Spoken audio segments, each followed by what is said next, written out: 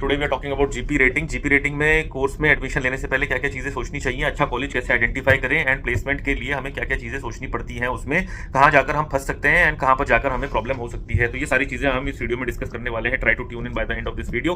काफी सारे doubts clear होने वाले हैं आज आप लोगों के।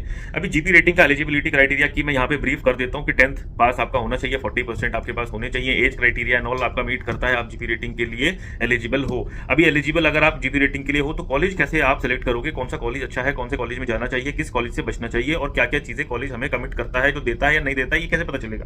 कॉलेज आइडेंटिफाई करना, इसमें किस तरीके से क्या प्रोसीजर फॉलो करना चाहिए कि कॉलेज कौन सा सिलेक्ट करें हम लोग। तो अभी प्राइवेट कॉलेजेस ही हैं ज्यादातर, ये हमको पता है, जो जीपी रेटिंग करा रहे हैं। साउथ इंडिया में most of the colleges are based in south southern part of the country, तो वहां पर जाकर के बहुत सारे लोग करके आ जाते हैं। बट अभी क्या वो हमें प्लेसमेंट दे रहे हैं, this is the question that we are suppose to ask and that we are suppose to take before we go for admission. अभी एडमिशन लेने से पहले ही हमको ये चीजें जान लेनी चाहिए कि इस कॉलेज में अगर हम एडमिशन लेने जा रहे हैं तो प्लेसमेंट रिकॉर्ड कैसा है इसका, इसने पुराने बच्चे अपने प्लेस कर दिए हैं या नहीं करे हैं, पुराने बच्चे प्लेसमेंट होके कितना टाइम हो गया है, कितने उनसे पैसे लिए गए थे या नहीं लिए गए थे, अगर पैसे लिए गए थे तो कितने पैसे लिए गए थे और कितने दिन में वो लोग शिफ्ट ज्वाइन करते। तो ये सारी चीजें हमको जान लेनी चाहिए। अभी नॉर्मली वो जो कॉलेजेस होते हैं, जीपी रेटिंग के प्राइवेट कॉलेजेस होते हैं, वो लोग ये बोलते हैं कि 100% प्लेसमेंट है आपकी कोर्स के बाद, बट वो 100% प्लेसमेंट पेड होती है। वो आपको कोर्स के बाद बोलते हैं कि भाई ये आपको पैसा देना पड़ेगा फॉर प्लेसमेंट। अभी बहुत से कॉलेजेस यहाँ पे भी कंपनीज अच्छी दे देते हैं, आपको पैसा देने के बाद भी आप बहुत अच्छी कंपनीज में जाकर के काम कर सकते हैं एंड पैसा इसमें एक ही बार देना पड़ता है, तो that people actually accept that thing. मगर बहुत सारे कॉलेजेस ऐसे भी हैं जहाँ पे पैसा देने के बाद भी आप स्टक हो जाते हो और आपको शिफ्ट नहीं मिल रहा है, अच्छी कंपनी नहीं मिल रही है और B grade C grade company में आप जा रहे हो एंड देन उसके बाद शिफ्ट पे जाने के बाद जब आप आ जाते हो दोबारा से, जब आपको नेक्स्ट कॉन्ट्रैक्ट के लिए शिफ्ट पे जाना है, तो again these agents they start asking money from you. तो ये सारी चीजें जो है बहुत हेक्टिक हो जाती है और बहुत परेशान कर देती है और आपका करियर प्रोग्रेशन यहाँ पे बड़ा डिफिकल्ट सिचुएशन में चला जाता है। अभी बात करते हैं अच्छे कॉलेज के बारे में। तो अच्छा कॉलेज, मैंने और भी मेरी वीडियोज हैं जिसमें मैंने ये बात कही है कि अच्छे कॉलेजेस जो इंडिया में जीपी रेटिंग के हैं, उनमें से मैं 2-3 के नाम आपको बता देता हूँ। एक तो है नूसी।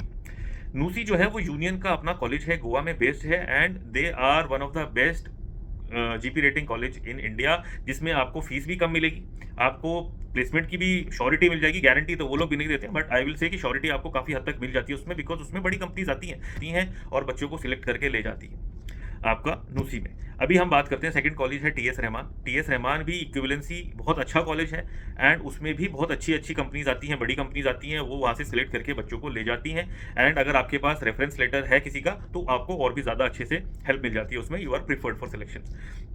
जेन्युइन तरीके से यहाँ सिलेक्शन होता है, कोई पैसा नहीं देना होता किसी को, कोई यहाँ पे ब्राइबरी नहीं चलती है, कुछ नहीं, जेन्युइन तरीके से कंपनी आती है, आपके पोटेंशियल पे सिलेक्ट करती है, ले जाती है। उसके बाद आता है एससीआई। अभी shipping corporation of India, MTI उनका अपना कॉलेज है, वहाँ पर आप जाकर के कोर्स करोगे तो आपको एससीआई में ऑटोमेटिकली जॉब मिल जाएगी, आपको कहीं जाने की जरूरत नहीं है, किसी को पैसे देने की जरूरत नहीं है। उसके बाद आता है great eastern institute of math studies, GEIMS। वो कॉलेज आपको प्लेसमेंट के साथ ही एडमिशन देता है, बट उसका जो एलिजिबिलिटी क्राइटेरिया है वो थोड़ा सा ऑन द हायर साइड है, तो सब बच्चे उसके लिए एलिजिबल नहीं हो पाते।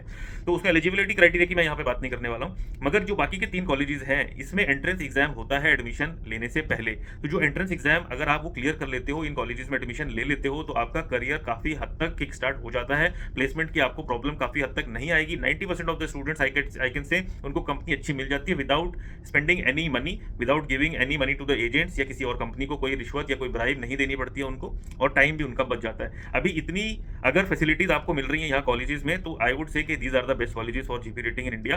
प्राइवेट कॉलेजेस में जाने से पहले आप यहाँ पर जरूर एंट्रेंस एग्जाम अपना दो। एंट्रेंस एग्जाम देने के बाद अगर आपका सिलेक्शन नहीं होता है, then you actually go and think about another colleges. Other colleges भी खराब नहीं है, मैं ये नहीं बोल रहा हूँ कि सारे प्राइवेट कॉलेजेस खराब हैं, but at least you can go for these best colleges first and then you can actually see कि अगर मेरा यहाँ सिलेक्शन नहीं हो रहा है तो मैं दूसरे कॉलेज के बारे में सोचता हूँ। I hope this video help you guys and thank you. जय हिंद।